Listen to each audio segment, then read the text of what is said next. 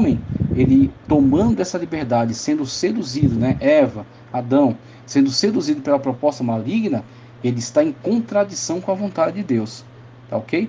Tanto com a questão da vontade de Deus, no sentido de ser perfeita, e ser secreta, e ter decretado, a certa vontade que não cairá por terra em hipótese alguma, quanto a liberdade de Deus. E aí nós não temos a questão de a vontade dessa, a vontade daquela, mas sim. E quando falamos de vontade permissiva, no sentido de Deus ter aberto um âmbito de liberdade. Então, ele me servirá em espírito e em verdade, como é dito no Novo Testamento. O que é esse espírito em verdade? Ele me servirá em liberdade. Então, ele é um espírito como eu sou espírito. Deus é puro espírito e o homem foi lhe dado espírito. Não somente alma, não somente sentimento, mas espírito, inteligência, razão.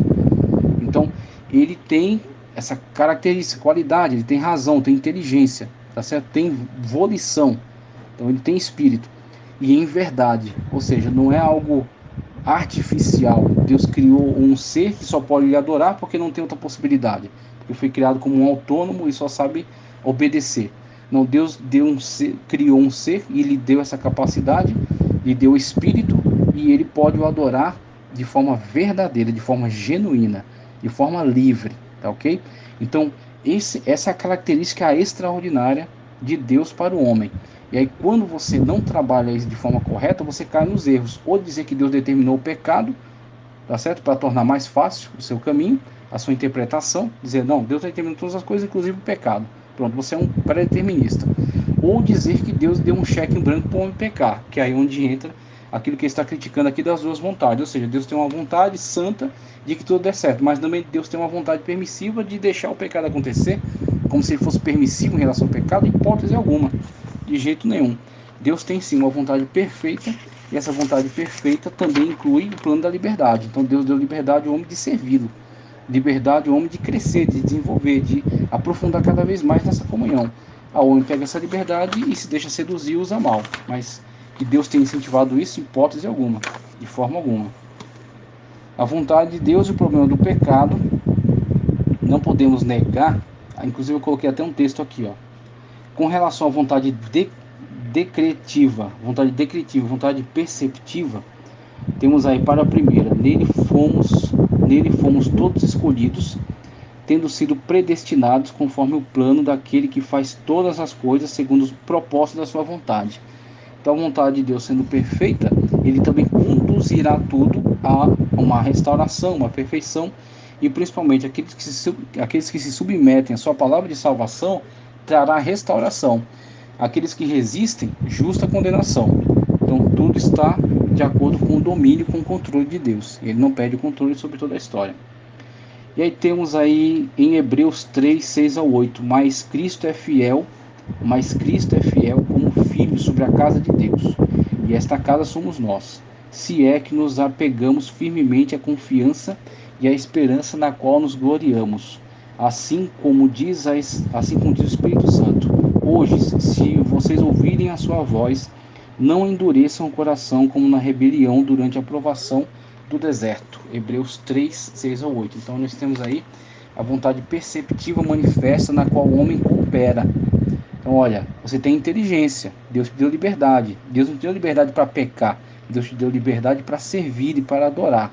Ok? Então use bem isso para que você possa ser beneficiado, você possa ter mais profundidade, mais comunhão, mais santificação, estar de fato no centro da vontade de Deus. A vontade de Deus e o problema do pecado. Eu tenho o texto, Efésios 1, 9 a 11. E nos revelou o mistério da sua vontade de acordo com o seu bom propósito, que ele estabeleceu em Cristo. Isto é, de fazer convergir em Cristo todas as coisas celestiais ou terrenas, na dispensação da plenitude dos tempos. Nele fomos também escolhidos, tendo sido predestinados conforme o plano daquele que faz todas as coisas segundo o propósito da sua vontade. Maravilhoso. Então temos aí como Deus conduz, mesmo ao longo desses séculos, em que o homem se deixou seduzir pelo mal e atentou contra Deus, mas Deus, sabedor de todas as coisas, já preparou meio salvífico E a partir desse meio salvífico, aqueles que se submetem ao seu plano de salvação são reconduzidos a Deus, e aqueles que resistem são justamente conduzidos à condenação. E assim temos, na plenitude do tempo, quando tudo se concretizar, Deus trará aqueles que se arrependem, aqueles que se submetem, os reunirá juntamente com toda a criação que será restaurada, lhes reunirá na plena comunhão de Deus. Aí, como em Apocalipse descreve, Deus estabelecerá um tabernáculo com os homens, tá certo? E juntamente com eles habitará. Então temos aí o processo onde tudo está sendo reconduzido, mesmo que nós não possamos ver com nossos olhos carnais, materiais, mesmo com o nosso tempo limitado de vida, não podemos enxergar todo o complexo, né, processo de restauração, mas tudo está sendo feito em Cristo, tudo está sendo trazido de volta à plena restauração. Deus está realizando isso em Cristo Jesus. Vamos lá? Acerca da veracidade do seu plano de salvação, são reconduzidos a Deus, e aqueles que resistem são justamente conduzidos à condenação. E assim temos, na plenitude do tempo, quando tudo se concretizar, Deus trará aqueles que se arrependem, aqueles que se submetem, os reunirá juntamente com toda a criação que será restaurada, lhes reunirá na plena comunhão de Deus. Aí, como em Apocalipse descreve, Deus estabelecerá um tabernáculo com os homens, tá certo? E juntamente com eles habitará. Então temos aí o processo onde tudo está sendo reconduzido, mesmo que nós não possamos ver com nossos olhos carnais, materiais, mesmo com o nosso tempo limitado de vida, não podemos enxergar todo o complexo, né, processo de restauração, mas tudo está sendo feito em Cristo, tudo está sendo trazido de volta à plena restauração. Deus está realizando isso em Cristo Jesus. Vamos lá? Acerca da veracidade de Deus, eu quero trazer aqui os textos, sobre a veracidade de Deus.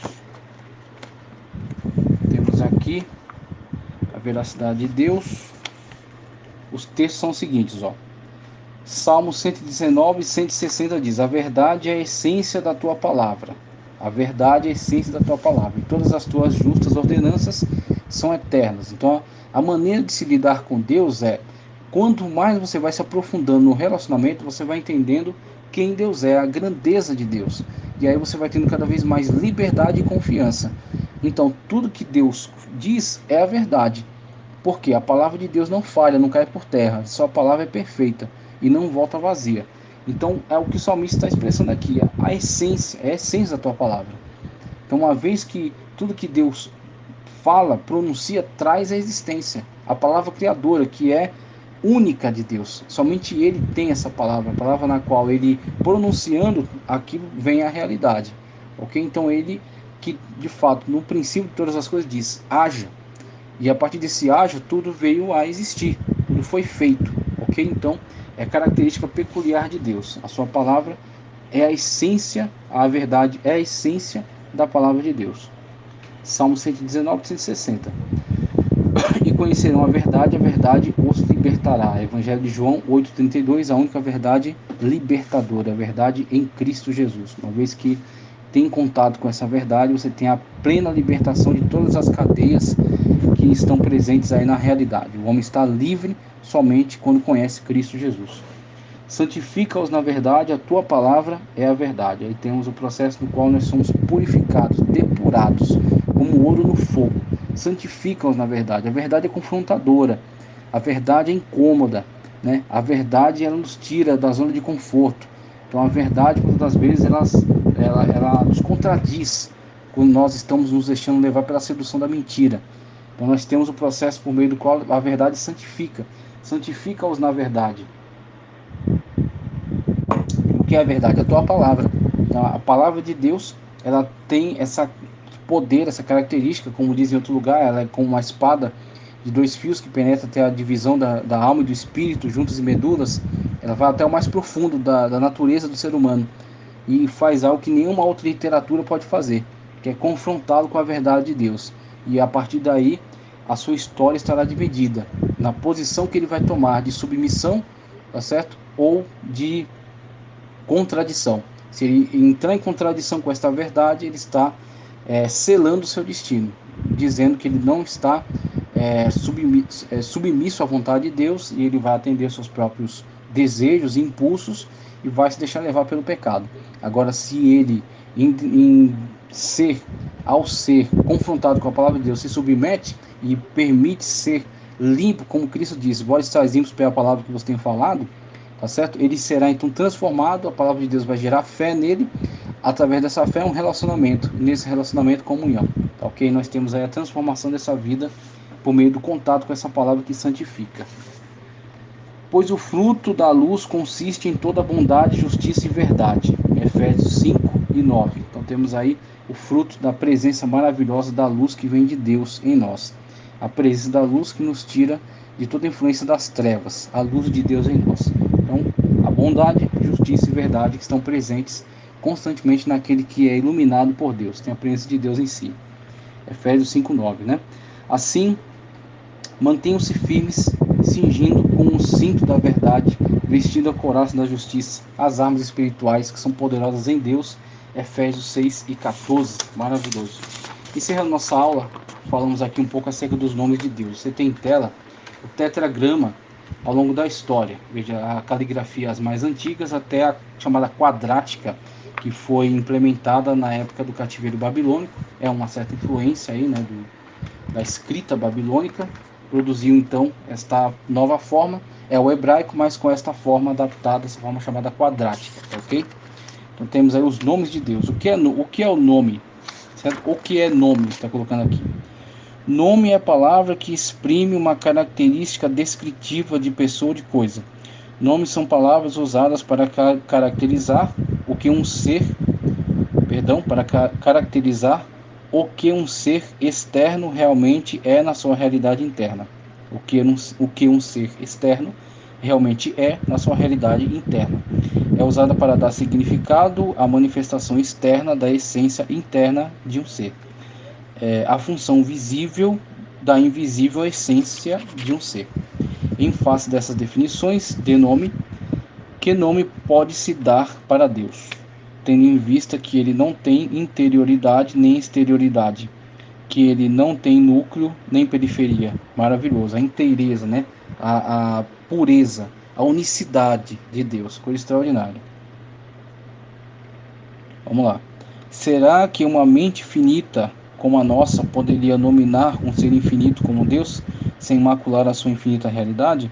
Sendo assim, somos forçados a admitir que todos os nomes que os homens lhe deram podem até expressar o que ele realmente é, mas nenhum deles expressa o que ele plenamente. Veja a diferença das palavras. Realmente, ele é em realidade, aqueles nomes que estão expressos por meio da Sagrada Escritura, inclusive aqueles nomes compostos, tá ok?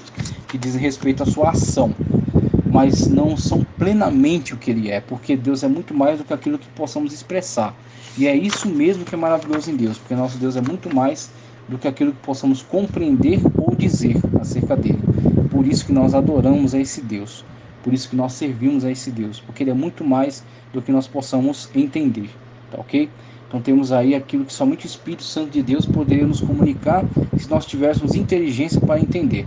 Então nós temos limitações, devido a essas limitações nós temos que sempre compreender o que nós estamos fazendo, o que nós estamos definindo, tá certo? O que nós estamos lendo acerca de Deus. É o que ele realmente é, de fato, não está mentindo. Deus é isso, mas Deus é mais ainda. Essa é a questão. No elenco das divindades espalhadas pelo universo de todas as religiões, não existe nenhum Deus que possa ter tantos nomes como o Deus da Bíblia. É por isso que aqui, paradoxalmente, resolvemos chamá-lo de um infinito anônimo de muitos nomes. Um infinito anônimo de muitos nomes. Pois nenhum dos nomes que os homens lhe deram pode exaurir a plenitude de seu eterno ser. Nenhum atinge o clímax da essência íntima de sua perfeita e infinita natureza. Por mais que a mente humana se esforce para encontrar um nome que possa caracterizar totalmente o ser de Deus, nunca conseguirá encontrar tal palavra, tal expressão que atinja o zênite de sua infinita grandeza.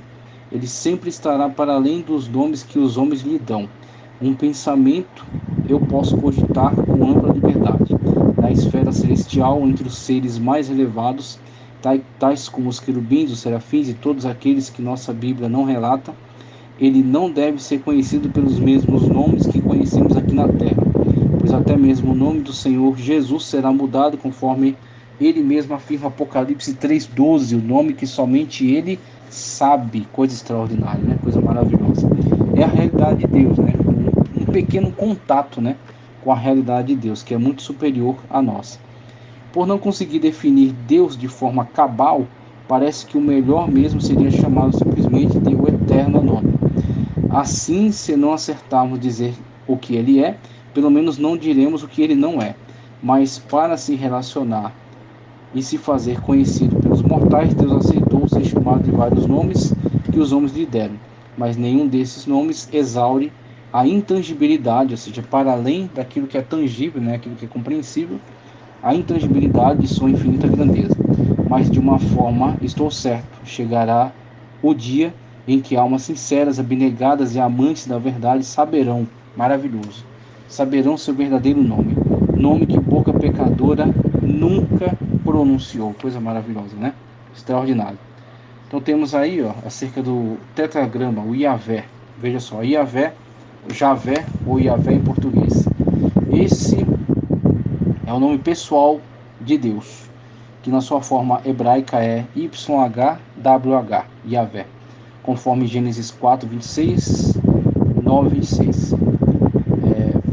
Parece que esse nome já era conhecido pelos antepassados dos israelitas, mas foi em Moisés que ele ganhou grande destaque após a revelação sinaítica, Êxodo 3,14.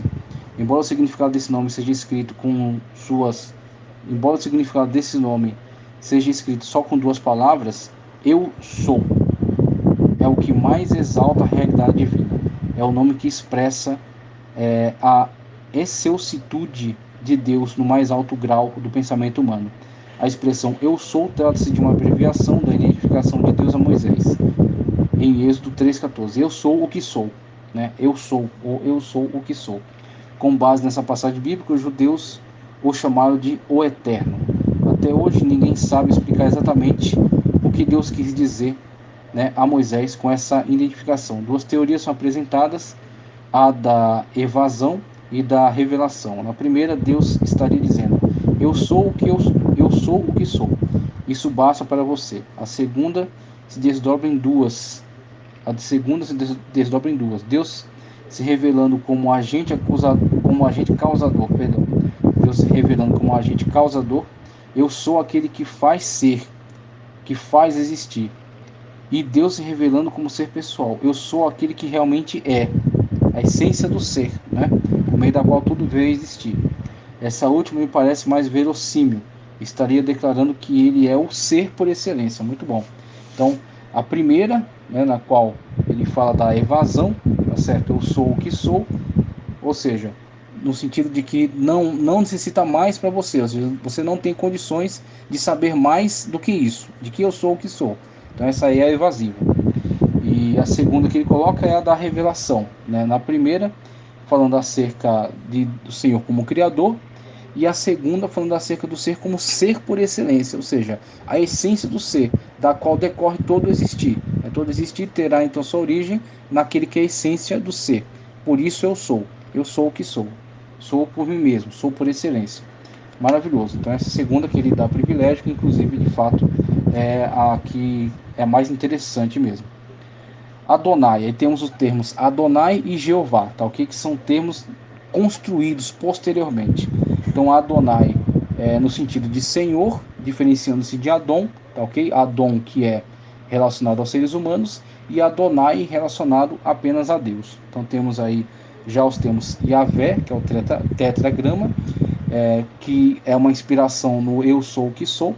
O Adonai, que é em relação ao senhorio de Deus, a eu sou, diferentemente de Adon, que é ligado que é dado aos seres humanos, e Jeová, que é uma construção da Idade Média, tá ok?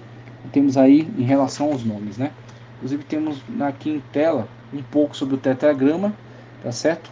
O Yud Rei, Vav Rei, tá? Yud Rei, Vav Rei. Temos aí a definição, né, a nomenclatura judaica, né, para esse tetragrama e a aplicação aí dos sinais diacríticos ao tetragrama, tá ok? Inclusive Kametz, tá certo? O Kametz, que foi colocado no ano 1000 aí pelos maçoretas, para facilitar a leitura desses nomes. E também o Shurek, colocado aí ao lado do Vav. Você tem em tela aí esses sinais diacríticos. Tanto o